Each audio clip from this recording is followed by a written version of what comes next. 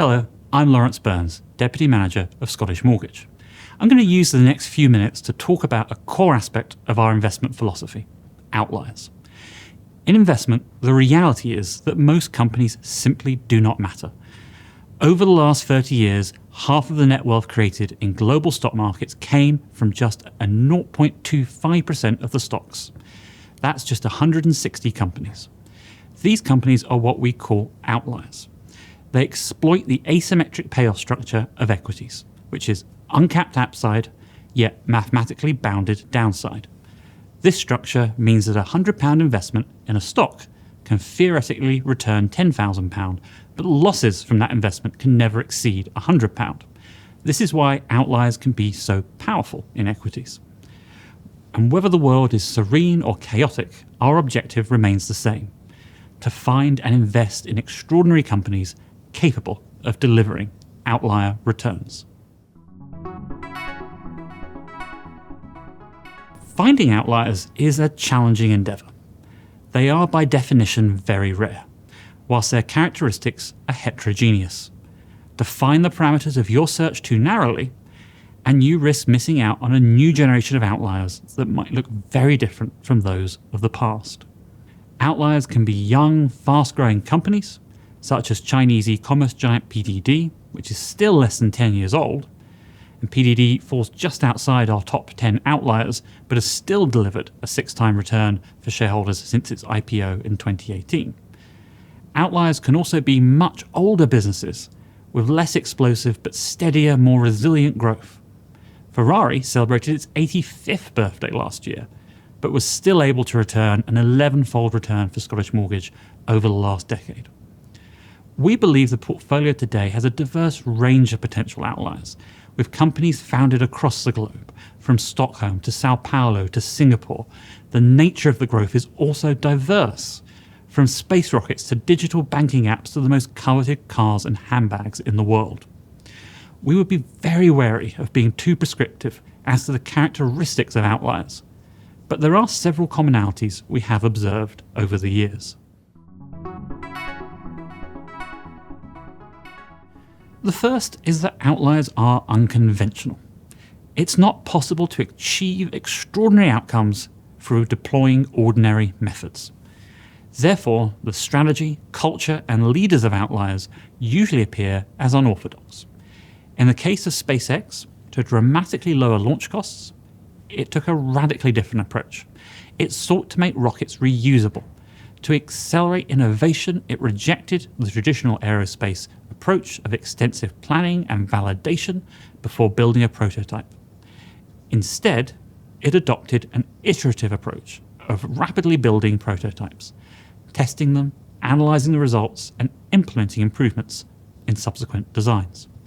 Now, in practice, this meant early test flights, which have often ended in spectacular explosions. Now, traditional aerospace companies go to great lengths to avoid public failures, while SpaceX broadcasts them live to global audiences and frames them as valuable learning opportunities.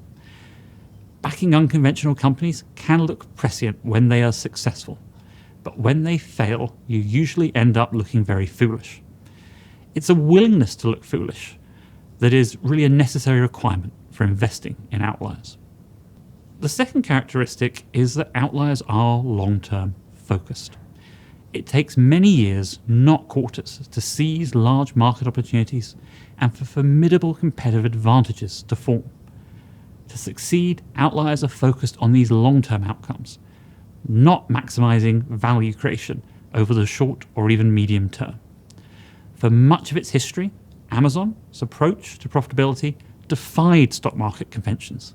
The company chose not to make profits for many years and instead constantly reinvested back into the business. This long-term approach allowed the company to build out its delivery infrastructure, deepening its competitive moat, and to seed new business areas, such as Amazon Web Services, as well as to deter others who did want to make a profit from competing against them. Many of the companies we invest in are founder-run, just like Amazon, because such a leadership structure enables long-term decision-making. The third characteristic is that outliers address large opportunities. This allows a company to grow to multiples of its current size. Wise, the UK-based financial technology company, facilitated 68 billion in cross-border transactions in just 6 months last year. However, it still served less than 5% of the consumer cross-border market and less than 1% of the business cross-border market. The company's mission is thus to create the financial infrastructure capable of serving not just billions, but trillions of dollars of transactions. It has ample space to grow and to continue its outlier journey. Now, the most rewarding outliers have what we call multiple acts. Having achieved success in one large market, they leverage their advantages to be successful in another. Amazon started as an online bookseller, but leveraged its e-commerce business to build its cloud services business.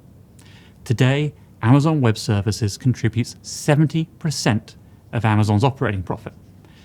NVIDIA started out producing graphics chips for PC gamers before investing heavily and presciently in artificial intelligence. Mercado Libre started as a Latin American e-commerce platform. However, to reduce the friction of completing transactions when few people had credit or even debit cards, it developed a payments platform and started offering credit. It leveraged the relationship with its e-commerce customers and its data insights from their purchases to offer a broad range of financial services. And today, its fintech revenues exceed 40% of the business. It may even have a third act emerging as an advertising platform, leveraging the data its e-commerce and fintech platforms provide to tailor adverts to users. Alternatively, take Spotify. It's leveraging its leading position in music streaming to offer new services like podcasts, audiobooks, and it's even running a pilot program for education content right here in the UK. This pattern of multiple acts is repeated again and again amongst the most rewarding outliers that we invest in. As business analysts, it requires us to take an imaginative and creative approach. The challenge is often to imagine just how valuable an outlier can truly become. Now, the fourth and final characteristic is that outliers are adaptable. They are not static companies, but adapt to both opportunities and challenges. Companies must evolve to changing circumstances, because to be static is to become obsolete. Hermes started as a manufacturer of high-quality equestrian gear for the horse-drawn carriages of noblemen and royalty. It took a century before it produced its first luxury handbag. When I first met the founder of ByteDance, TikTok's parent company, it was to talk about its flagship product, Tutao, a personalized news aggregation app, a precursor to Douyin and TikTok. The end of the pandemic made even clearer to us the importance of investing in adaptable organizations. The world changed. Demand for digital products and services slowed, and the cost of capital rose as interest rates soared. A number of the leaders in our portfolio recognized this shift in the external environment, and they pivoted their companies. Mark Zuckerberg of Meta and Daniel Ek of Spotify both sought as examples to right-size their organizations to the new environment early on, focusing on efficiency and profitability. At the same time, both still invested in new growth areas, with Meta spending billions to develop AI tools, while Spotify entered into the audiobook market. They have both navigated a difficult environment admirably and been handsomely rewarded for doing so. Now, the world is constantly changing. We cannot predict all the ways in which it will change over our 5 to 10 year investment horizon. Right now, no one can even predict what global trade will look like several months from here. However, if we're able to invest in companies with adaptive leaders and cultures, we can at least outsource some of this challenge to them. It's for this reason we endeavour to back great businesses that are run by people that are far smarter than ourselves.